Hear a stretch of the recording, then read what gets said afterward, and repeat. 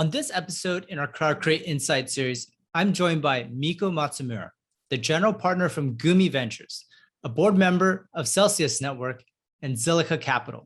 He also is a limited partner of Pantera Capital and the founder of a cryptocurrency exchange, Evercoin. He is one of the smartest people we've had on the show, and I'm delighted to have Miko as a returning guest. Gumi Ventures has been an early investor behind many of the most talked about crypto projects, such as OpenSea that raised 100 million at a 1.5 billion valuation, Yield Guild Games that just raised 12.5 million in just 30 seconds, and 1inch. Learn why the play to earn model is tapping into a new audience in crypto with startups like Axie Infinity. Get ready to have your mind blown as Miko shares the secrets behind these unicorns, or as Miko refers to them, as Gumicorns. Appreciate that. That's very kind of you. And to me, like that's been sort of my life's work is to generate enthusiasm and passion for complex emerging topics and to sort of help bring them into existence. So that's kind of what I'm doing now in the venture world. But I do think it's been ever since I started at Sun Microsystems, like evangelizing the Java programming language and platform, like it's been about sort of really just sinking into these complex emerging technologies, and helping bring them forward and helping people sort of sort out what's meaningful and what's sort of like more like noise. Wow. And you have the insight because you've been there. I mean, with Java, you've seen almost the evolution of the web, and now we're entering Web 3.0. It's like you've seen it all. You've literally seen it. You've invested in it along the way, and you still continue to be active in it. Yeah, thanks for that characterization. I definitely one of the things that's nice about getting a little gray hair is that like you can definitely get the compounding benefits from all of the mistakes that you've made and the things that you've seen that didn't work. And so in a sense, like ideally we kind of learn and come back smarter. That's sort of that's the dream. So I think that's really been a lifelong philosophy is to just try to improve if possible. Yeah, just like this never-ending constant improvement. Mika, thanks for being that inspiration. It can be it's to be honest, like there's sort of a painfulness associated with it. So I don't want to pretend that it's filled with ease, right? Because in a sense, you kind of frequently have to unlearn things, and if you practice something over and over and try to polish it and improve it, and then at some point you realize that you're just completely doing it wrong, right? Then you pretty much have to tear it down and build it from scratch, So like it definitely, there's a kind of a profound letting go process when your old models prove themselves to be just that, right? They prove to be models. They don't prove to be prescient or real, right? So it's sort of a process of tearing down and reinventing that kind of fits with the ethos of Silicon Valley, of creative destruction, and in a sense it's so interesting because the zen of it is that yes, you're kind of destroying things that you've lovingly built over decades, right? But the zen of it is that that's not you, right? So even though you worked on it, it's impermanent. So like, you just, the world will tell you when something that you built needs to be torn down, and a lot of times it's just your ideas and it's, but people these days take their own ideas so seriously. Like they, I think that it is very important for people to have sort of strong beliefs that are kind of loosely held, right? So in a way, it allows them to engage in the discourse of ideas vigorously, right? So they can really strongly debate and, try to make their points, but at the same time, I think that they have to be willing to be wrong, and they have to be willing. And to me, the intellectual honesty of admitting when you're wrong is valuable, and I think it has to, it creates sort of a humility, and there's a pain that comes with it too. which, because in a way we want to be right all the time, and we want to be and that's tough. No, I think that's I mean, for me as an entrepreneur myself, it's having the drive to move in the forward direction, but then open to feedback. And you're right. No one likes to be told. No one likes to be told they're wrong, especially when you're on the cutting edge of something. I mean, you talk to some of these like upcoming DeFi or blockchain projects, and they're such visionaries, and they don't like to be told. But then the reality is, the community is also stronger than before, and the feedback from community members could make or break. Yeah, I'm just seeing more and more projects. The more people I talk to, the founder's story, they're so passionate, so driven, but they have this like level of humility where, hey, I could be doing it. I mean, this is a really like rudimentary example, but hey, not on Ethereum, but maybe on Polygon, something as simple as this, and it could be a massive game changer. And just almost alluding to what's going on with OpenSea, I wanted to bring that up because not only you're an investor in it, and they just recently announced their latest, I believe it's a Series B round, making massive headlines both from the raise itself, but they're also kind of breaking some grounds on the career side. I'm hearing from a lot of my personal networks like, hey, I want to work at OpenSea, like that's cool. And so yeah, I wanted to hear from your point of view what you've seen and where you think it's going to go.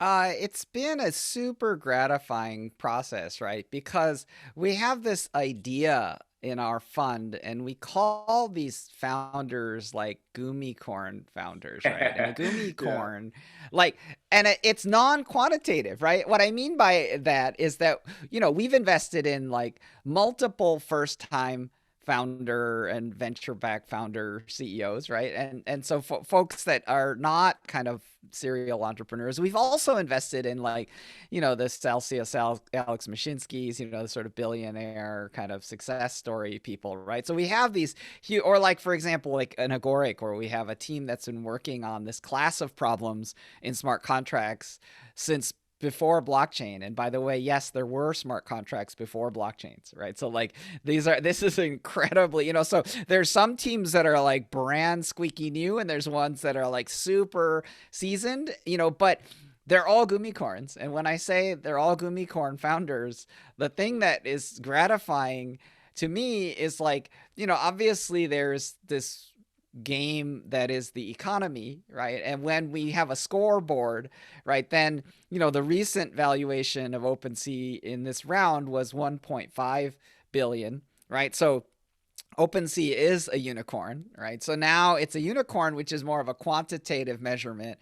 But to me, when we talk about Gumicorns, like we're really talking about someone who's basically already all that, right? And they begin as that, right? And what I mean by they begin is that obviously they go through their own journeys to get to, be a part of our conviction and our Gumi family. But like for us, we definitely are seeking out those remarkable individuals. So I definitely I met Alex and Devin in our San Francisco meetup, and I read the story here.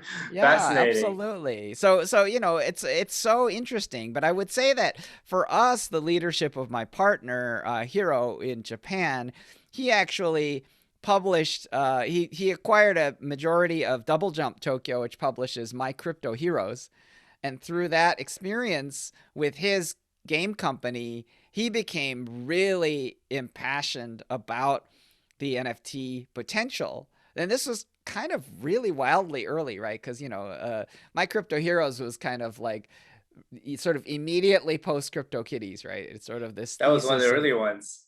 Yeah, like what if an NFT game was more than collection but had more game mechanics, right? So that was their thesis on My Crypto Heroes. It became very popular, within the top 2 Ethereum game in that era.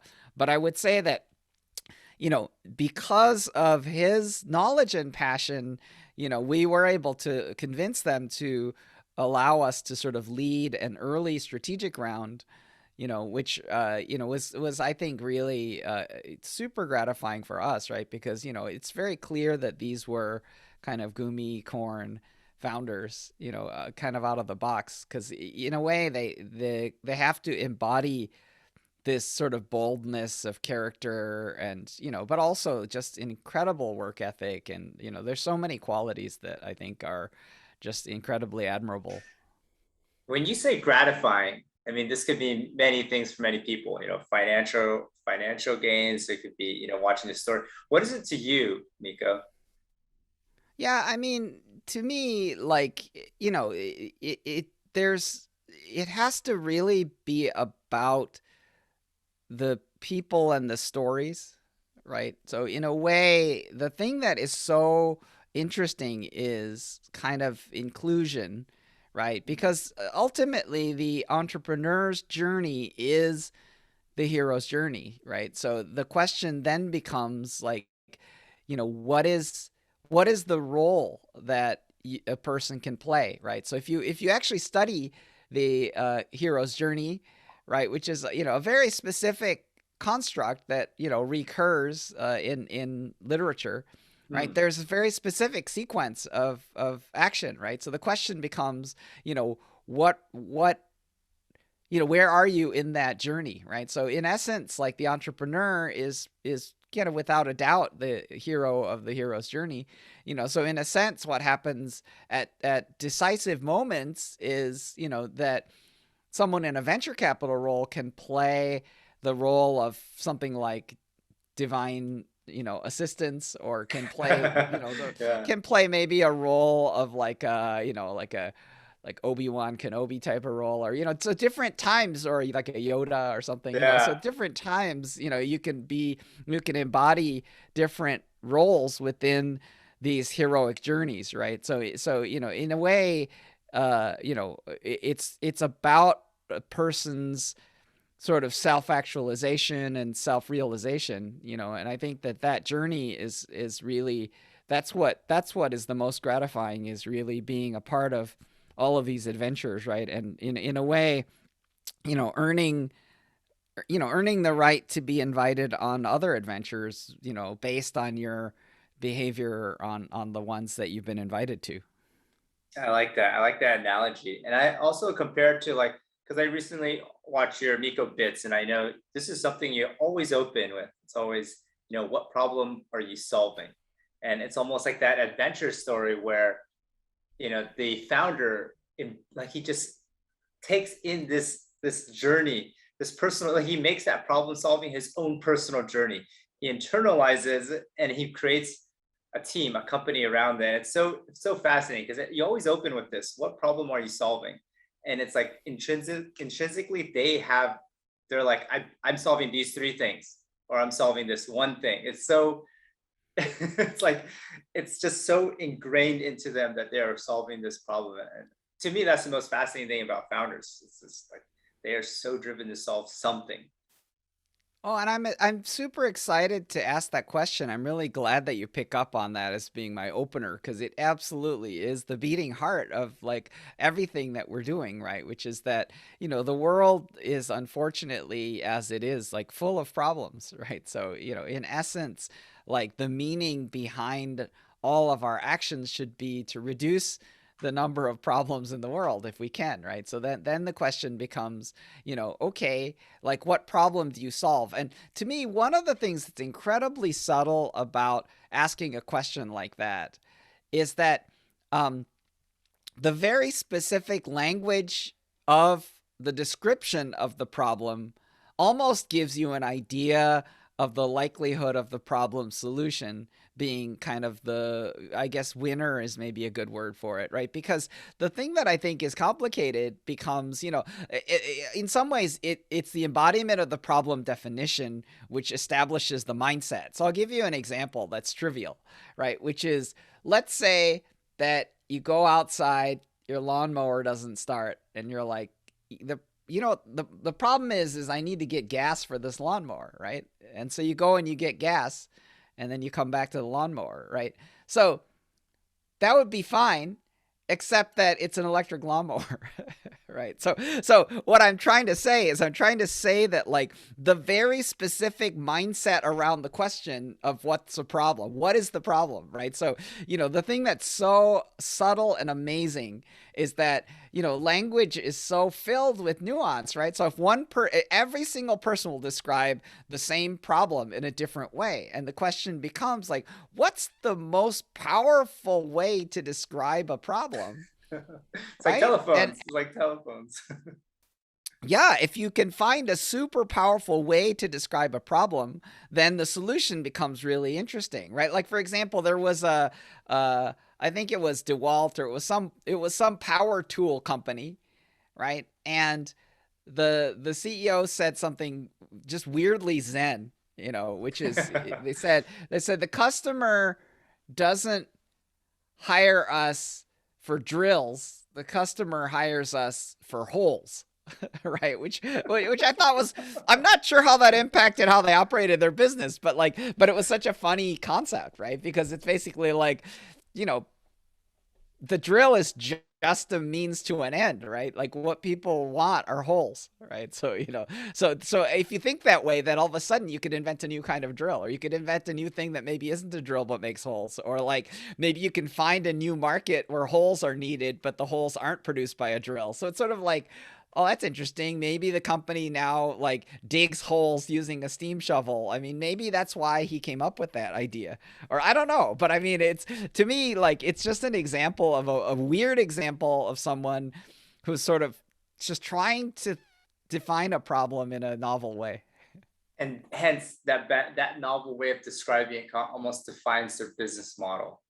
It's like well, and it fixes their mindset, right? So, if they're right, so their mindset is, oh, I need to get gas for my lawnmower, right? So it's sort of like, wow, like you're gonna spend a whole bunch of time and runway, trying to solve a problem that actually isn't an actual problem. It's not a real problem. So it's sort of like, wow. I mean, this method isn't infallible. And I'll tell you why it isn't infallible is that some entrepreneurs are just next level brilliant about solving these epically broadly scoped horizontal platform problems, but they're inarticulate about like the initial traction vertical, right? So for example, when I read the Ethereum white paper, it said that the problem was basically that we don't have a world computer. Right. And I wasn't able to resonate with that. Like, I was like, I don't see a bunch of angry people running around demanding a world computer, And so like, I was just kind of like, that one I struggled. Like Bitcoin was not a struggle, right? Because Bitcoin was like, I'll tell you what the problem is the problem is if you want to eliminate the trusted intermediary, then you need to solve, effectively this Byzantine generals problem, right? You need to solve the problem of how do you move trusted data across an untrusted fabric, right? And then the Bitcoin white paper was like, and you do it like this. So it was sort of like jaw dropping. It was like, oh, we would like to solve this problem and here's the solution. And I was just kind of like, oh, wow. Okay. Like that's amazing. That's amazing. Yeah. And obviously like, Satoshi alluded to kind of economic problems, like things like peer-to-peer electronic cash and things like that would result from the technical solution, right? But in a way, at least it was a fairly unambitious problem, which is it was basically a technical problem, right? But then the implications were kind of potentially kind of immediately interesting. Things like payments and things, so online and digital payment. But I guess what I would say is I'm trying to say that this method isn't infallible because there's several possibilities. One of which is that there's a founder who's unbelievably good at solving problems but inarticulate about describing what they're doing, or that they are solving problems at such a deep level that there aren't any people who are angrily demanding a solution, but if you kind of, look down the road at things like Ethereum DeFi, like the problem, like basically the problem that Bitcoin solves is that you can't trust governments not to print money, right? And the problem that Ethereum solves is you can't trust banks not to hoard all the wealth for themselves, right? So it's sort of like, okay, yeah, if you had written that in the white paper, I would have been a lot faster to buy it. But You know, it's funny but that the way you explain it, it's almost like, because a lot of these big, I guess, Gumicorns, you could say, a lot of these unicorns, yeah, the moment they nail that messaging, like all of a sudden social traction kicks in. Like, for example, I'm just thinking off the top of my head, but Celsius. So Celsius, Alex Mashinsky, awesome team. They've been pushing for a very, very long time. But I believe it's around when they came off the tagline, unbank, unbank the bankless, or they came up with these like really, really clever taglines, and it just started picking up on like social media, and it was just, yeah. It was that one was unbank yourself, right? unbank yourself. Yeah, I remember they had a shirt, really good, and it's like, then the everyday people kind of just latched on, like, oh wow, like, is that even possible? And that's when they just started the floodgates. And I even think with like, even on the gaming side, like Yield Guild Games and Axel, and like the moment they started to get that messaging right and kind of solve that problem in a really eloquent but understandable way, it was like the world caught on. Yield Guild is just shocking, and it's shocking. So for those of you who don't know, go ahead and search YouTube for Play to Earn documentary, right? Or you could just look for Yield Guild Games. But like, the thing that is shocking about it is that I'm always thinking about what I call heaven and earth, right? And heaven is kind of more speculative, and it's this kind of like amazing technology future that we're driving towards, right? So Yield Guild has this heavenly concept of like the metaverse economy, right? So it's sort of this very, a kind of big vision, future. Wow, it's amazingly futuristic, right? But if you want to talk about Earth, like the thing that's so amazing is what is the problem that they're solving, right, for their users? And, they're solving the problem of, oh, the COVID pandemic hit my community really hard and I lost my job and I'm unable to feed my family, right? It's sort of like, it's like, oh, wow. Like, it's like, it is, and so that if you solve a problem that's that meaningful, like,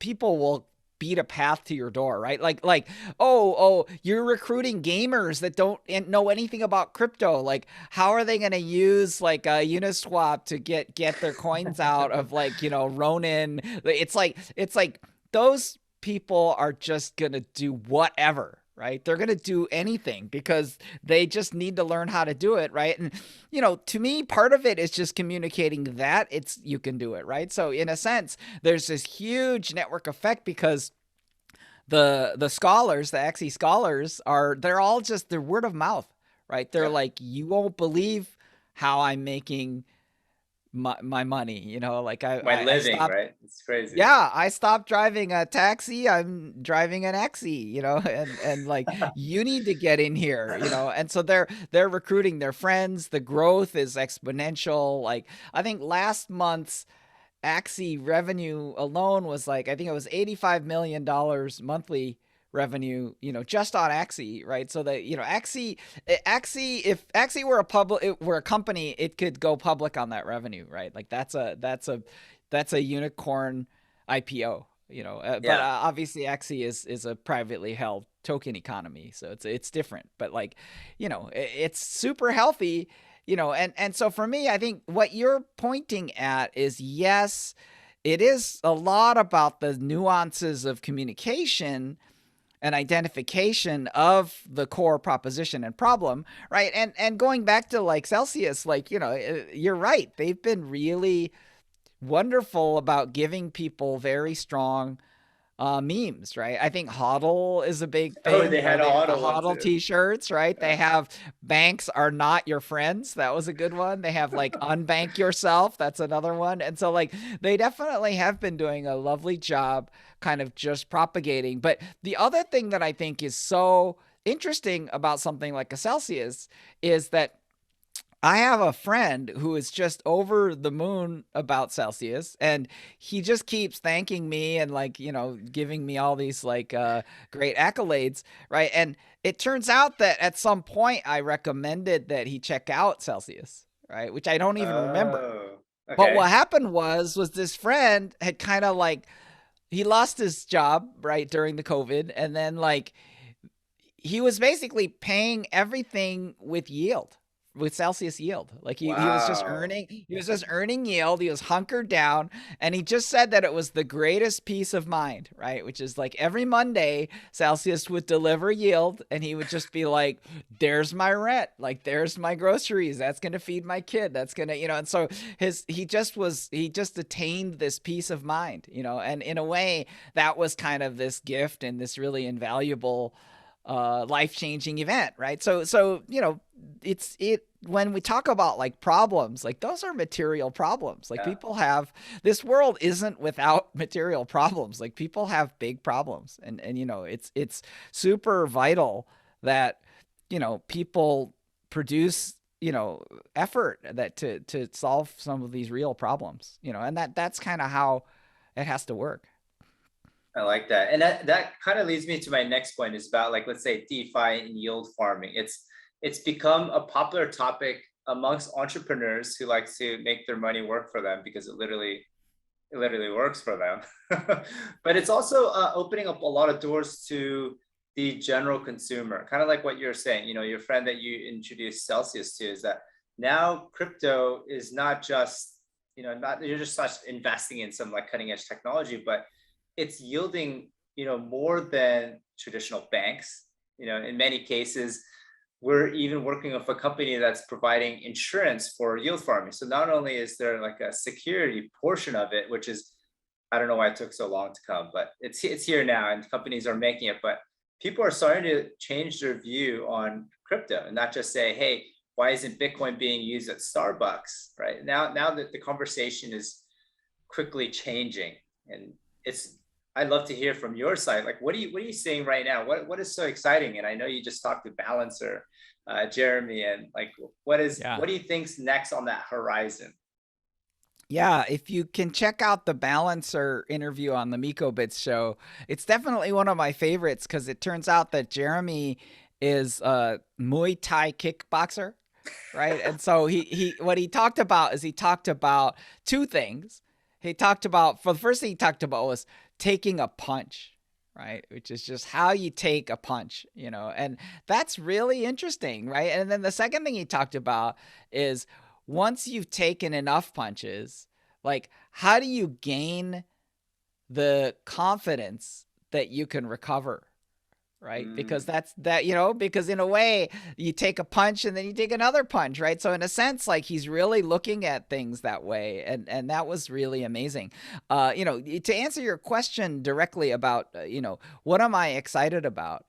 Like, to me, the thing that is so exciting is the arc of history that we're on, right? And I'm borrowing liberally from the words of the Reverend Dr. Martin Luther King Jr., who said that the arc of history is long, but it bends towards justice, right? And so the assertion relates directly to this emergence of the ethos and culture of open source software, right? And how it solves problems of human freedom, right? I think Meta Kovan, the purchaser of the $69 million Beeple art, he actually said that crypto is the new America, right? And I saw that. so I saw that. such a great quote. It's such a great quote because what he really is alluding to is in my mind, he's alluding to this idea that it represents this kind of freedom, right? So the question becomes like, what is the source? What powers that freedom? And I boldly assert that what powers the freedom that comes from the blockchain is really the competition for the consent of the governed, right? And how do you get the consent of the governed? You get the consent of the governed through inclusion, right? So that's what's happening, right? So what I mean by inclusion, the most important form of inclusion is ownership. Obviously, governance rights are important, but because the whole principle is that people want to enter lawful systems, right? And they want to give their consent, but they also want other things that culminate in their freedom, which is that they want the ability to withdraw their consent at any time for any reason or for no reason whatsoever. But what they also want is they want a switching cost that is low, and they want a viable, equal, or better place to go, right? Which is, if you don't have all of those preconditions, you're not free, right? So the question becomes, well, how does this relate? For example, if we're building an alternative financial system, the alternative even provides freedom to the people who are in the traditional system, because it gives them an equal or better place to go if they ever get sick of the system they're in, right? Or if it's serving them well, that's fine. But the other thing that it does is it applies competitive pressure against the traditional financial system, right? It's never happened before. That's never existed before. It's been a monopoly, now. right? Yep. Absolutely. So I think the concern is that if you don't have, like, if you're in a bad relationship and you have no safe alternative place to go, you're screwed. Like, you're not free, right? You're stuck, and that is awful. That is bad, right? And now, I'm not saying that everyone in the traditional financial system is having an abusive relationship. Like, some people are not. Some people are in the traditional financial system. It's serving them beautifully. Like, okay, you know, and like, you know, some people are questioning whether even that's okay, right? Because they're like, well, Jeff Bezos is in space, you know, like, there are definitely people who are like, you know, why don't you stay? I think it was Tulsi Gabbard who said, like, why don't you stay in space? Like, you know, why don't you just not ever come back, you know, to Earth or whatever, right? There's a petition for that too. Yeah. There's a petition so that he doesn't ever come back. I mean, it's, you know, I'm thinking that petition doesn't really have much authority, but I would say that the following is what I'm asserting is that what excites me is that open source, the ability to fork a system and go, right? Like, fork it and go. Like, that's anyone's prerogative, right? Obviously you need some developer talent or whatever, but, you know, we're talking about massive economic stakes, right? So, like, you know, if there's billions of dollars of economic stakes in a system, and any participant is significantly disadvantaged in that system, right, they will create a movement, right? That movement will gain enough economic power, enough developer power, and enough consent, right, that they can fork it and go. And so in a way, open source is sort of nonviolent, and it basically, because it involves what I call day one preemptive unilateral disarmament, right? Which is that open source is saying, I have no weapons. B, all of the weapons I created are on the table, and you can pick them up. Like, you can pick up the weapons. I don't have the weapons. Like, I made them, but you are the one that can use the weapons for whatever you want to use them, or tools, or whatever, however you want to use these. Like, I'm not controlling them or you. I cannot. I've yielded my ability to control or manipulate or coerce, or, you know, like, so that's the inherently unilateral and intrinsically nonviolent nature of open source, right? And so, you know, all open source has to do is it has to compete for the consent of the governed, right? And so because of that, and the other thing that it does that's amazing is it forces competition on those terms with proprietary systems, right? So it forces proprietary systems to also compete for consent. So traditional finance has to compete with Celsius, and traditional finance has to up their game and produce more yield, or people will just leave. People like my friend will be like, let me think about this. No yield here, yield over here. Yeah. Or negligible amounts of yield here. Absolutely. And yield here. Absolutely. Yeah. So I'm kind of following your story, and it's very similar to, hey, we're forking the entire financial system in an open source way. So it's almost like, because I always hear these like analogies, you know, Bitcoin is the new gold, or, you know, I want to use money why can't I use cryptocurrency at Starbucks? But in reality, it's much bigger than that. You're creating a secondary or a competitor to your existing financial market that just has not ever existed. Correct. So when I say, because the thing that is really, there's several different layers of the base yield that Celsius generates, right? One of the base yield layers is super simple, which is government money printing, right? So that's just Bitcoin yield. So that comes for free almost, right? But then if you start thinking about additional forms of yield, think about the bank extraction, right? So the bank shareholders get the profits from the bank depositors, right? So the bank customers are basically giving up yield to bank owners, right? So the thing that becomes super interesting from the perspective of consent is if you look at the bank of Bitcoin, like every user is an owner, right? Every, so in a sense, this reserve bank is a reserve bank full of owners, and there's no user that's not an owner because it's mathematically and physically impossible to use Bitcoin without becoming an owner. I mean, so I think that's the mood, right? So in a sense, would people consent to use that? Well, I mean, one of the things that has been happening is that the consensus algorithm has been producing a consensus reality. And what I mean is that if you just go onto the internet, you'll realize that consensus reality is something that's very scarce and hard to produce, right? Because people can't even agree that global pandemic that's killing people is real. Like people can't even agree that that's real, right? Yeah, that's a fascinating one. It's amazing. And so the issue becomes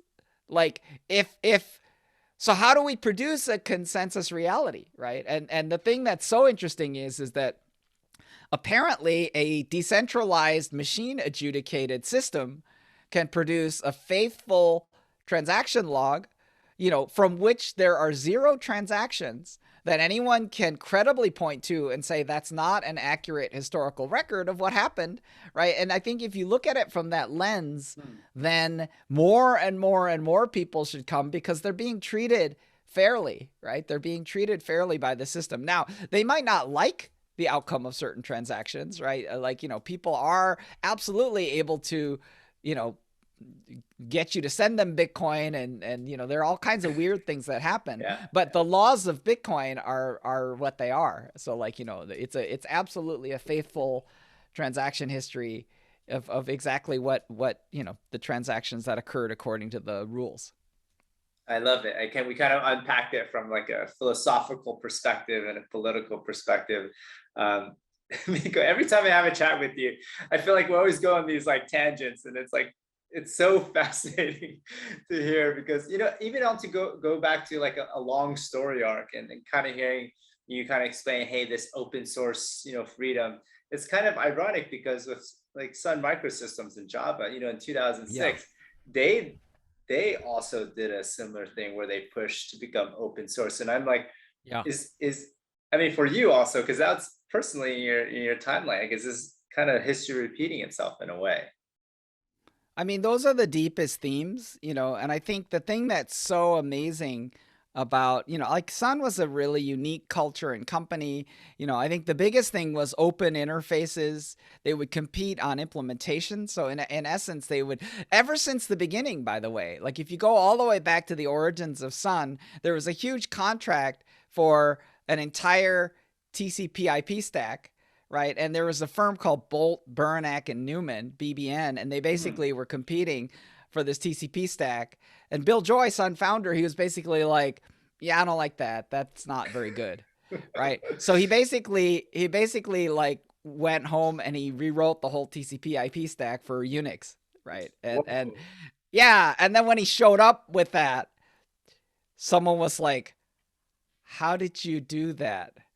And his answer was, I read the specification and then I wrote the implementation code. that was it. That was all he had to say. And it was just kind of wow. So that was the beginning. That was the beginning of Sun Microsystems, right? And that was a really crazy stuff. So that was the birth of Berkeley Unix, which kind of spawned out of AT&T Unix, you know, which of course became like the seed crystal for things like Linux and open source software and, you know, all of that stuff. So it's sort Yeah. of, Oh that's wow, all the ancient basically history.